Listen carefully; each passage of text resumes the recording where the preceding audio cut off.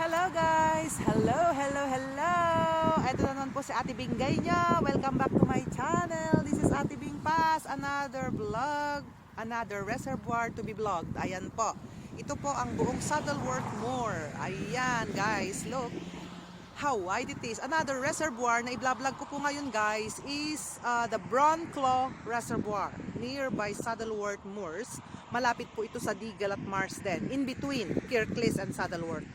So, ipapakita ko po sa inyo guys, maglilibot po tayo kung paano po ang Broonclaw Reservoir. Ayan! Let's go and join me! Come and join me! Come and join me! Ayan po! Ayan, papakita ko po sa inyo yan. Ayan guys!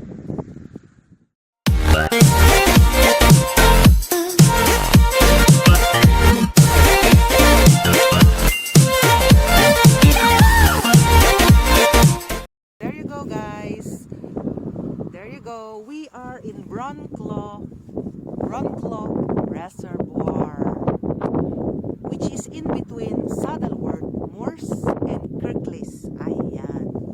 Kita nyo po ang napakaliit na lawa or ng reservoir ng Broonclaw. Hanggang dyan lang po. Nadadaanan ko rin po ito guys, papuntang trabaho. My road is somewhere there over the rainbow. Ayan. Ayan po ang aking road everyday. Usually guys, itong mountain na to is very misty during winter. Halos hindi mo makita ang daan mo if you are driving here. Really, talaga, natatakot akong mag-drive dito guys. Lalo na pag alas 4 ng umaga, nandito na ako. Dumadaan ako sa itong road na to. Guys, dito ako dumadaan. Very misty, hindi mo siya makita. Hindi mo makita ang daan mo at nakakatakot. Lalo na po kung winter season. At punong-puno po yan ng ice. Look guys, ayan po ang daan ko papuntang Huddersfield. This is Manchester Road. This road guys is Manchester Road. Going to Manchester po yan. And then yung nandun po, yung bundok na nakita nyo dun guys, that is Diggle. Pagkatapos po ng Diggle is Upper Mill. Yun na po yung village ko. Kaya everyday, ito po ang daan ko guys. And you know, this road is full of ice during winter. Halos hindi mo siya makita. Kahit yung mga white lanes na yan guys, hindi mo siya makita. And since everyday na nakikita ko po ang reservoir na to, naisip ko pong i-vlog sa inyo at naisip ko pong ipakita sa inyo. Napaka peaceful, kaya lang malamig po ngayon. Look ang panahon, napaka misty. Hindi mo pa makita ang ulap. At napakalamig. Super lamig. Ayan po yung bus papuntang Huddersfield. Bus 184. Ayan, papunta po yan ng Huddersfield. Dadaan po siya ng Marsden. Ayan po. Ayan po yung bus stop. Papunta po siya ng Huddersfield guys. Yung pabalik po, yan po ang papuntang Manchester. So guys, let's go back to the reservoir. Ayan po, libutin po natin ho ng kaunti. Napakaganda pong maglagalag dito. Ayan. Yun po yung mga pato naglalaro. Ayan, ugly duckling. Ayan po. Ayan, naisip ko pong daanan to sa saglit bago po ako umuwi sa bahay ko. Ayan po yung yung parking area. Ayan po yung parking area. So, sabi ko why not? Dumaan nga ako saglit along the road naman para malibot po natin ang napakagandang reservoir na to. Napakaliit, cute na reservoir. Ayan. Libot po tayo guys. Libutin lang po natin. Malamig po ngayon kasi ewan ko, ganito talaga ang weather dito sa UK. Parang sala sa lamig, sala sa init, hindi mo maintindihan. Ayan yung mga pato guys oh. Tignan niyo po yung mga pato. Lumalangoy. Naglalanguyan. Ayan, naglalanguyan ang mga pato. Hindi sila nilalamig. Alam nyo guys, during winter, yun talagang pinakamatindi ang winter dito at halos hindi mo makita ang daan sa snow. Ito pong buong reservoir na to guys, it's totally ice. Baka pwede ka pang mag-ice skating dito kasi talaga grabe. Full of ice po siya, pwede kang mag-skating dyan. Napakaliit na reservoir, oh. Ang cute niya. Ayan, ang Broonclaw Reservoir in between Marsden and Diggle. along the Saddleworth Moors. Ayan po.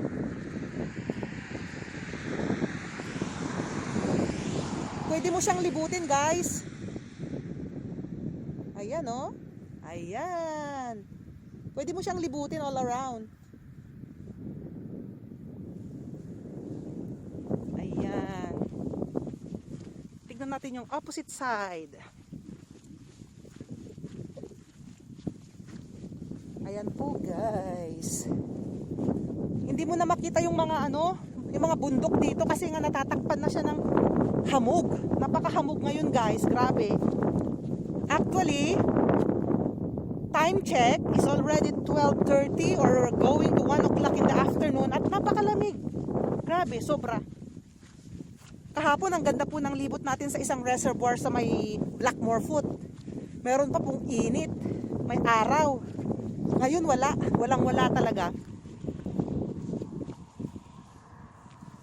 Ayan, parating tayo sa gate. Pwede mo siyang libutin eh. Ganda pala rito. Basahin natin to, guys. May placard dito. Ano ba to? Bronclaw Reservoir. Sabi. Ayan.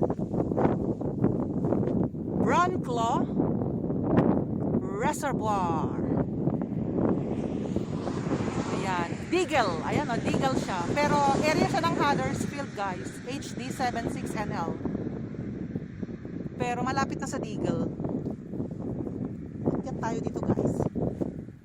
Akyat tayo dito. Tapos papakita ko sa inyo ang Deagle. Anyway, makikita mo naman ng konti eh. Ayan.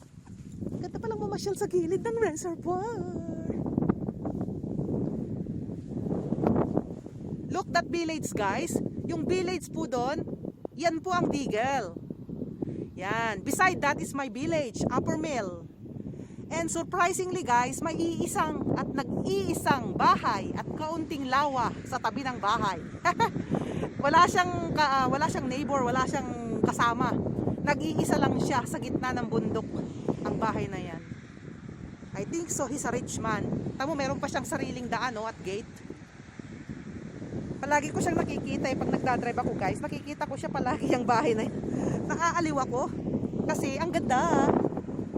Ayan. Hanggang doon pwede mo siyang libutin, guys. Ayan. Ang sarap magpa-picture dito.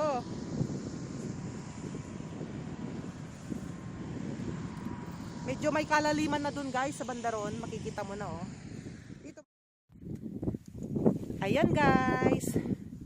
I'm back. Ayan po. Back to our story before. Pag during winter season, guys, at alanganin na po ang daan, at talagang takip na ang daan ng yelo, hindi na po ako tutuloy ng trabaho. Tatawagan ko ng amo ko na hindi na ako makakapunta kasi napaka-dangerous pong mag-drive sa ganitong lugar. Depende po kung ilang araw ang snow, kung tatagal siya ng 1 linggo, 3 araw, 4 na araw. So, ayun, baldado rin ang income mo pag ganun. Ayan, let's go back to reservoir, guys. Ayan, moorland po lahat yan, moorland. Napakaliit na lawa. Natatakpan yan lahat ng snow pag winter. Ang gandang mag-skiing, mag-ice skiing. Ayan. Usually may mga Brits or couples, mga older British couple, na pumupunta po dyan, nagha-hiking po sila sa bundok na yan. Ayan o, nagha-hiking sila. Ayan. May mga tao dyan, guys, naglilibot sila, naglalakad-lakad, kasi ang ganda. But during this time, hindi po gaanong busy kasi malamig. Maglalakad ka pa lang, nanginginig na at naninigas na yung kamay mo sa lamig. Considering that today is still November. Yeah, November. At grabe na ang lamig. Kailangan talagang talop na ang buong katawan mo sa lamig. How much more kung darating pa ng January or December, January. Kawawa po tayo ng lamig dito, guys, sa totoo lang. Ayan. Ang UK po kasi ay isa sa mga lugar na napakalamig. At hindi mo matansya ang tiyempo kahit pa summer, bigla na lang maglalamig, bigla na lang uulan. wala pong ura-urada. Hindi kanya sasabihan na, oh, bukas mainit. Hindi. Kaya napakalamig na lugar po ang UK. Ayan po ang Brunclaw Reservoir near Deagle. Ayan. I hope you like my videos, guys. I hope you like my videos. If you like my videos, can you please click like, comments down below, and click the notification bell also down below para po ma-update po kayo sa ibang mga videos ko, guys. Hope to see you soon and hope to see you on the next vlog. Goodbye. Take care. Bye-bye. Love, love.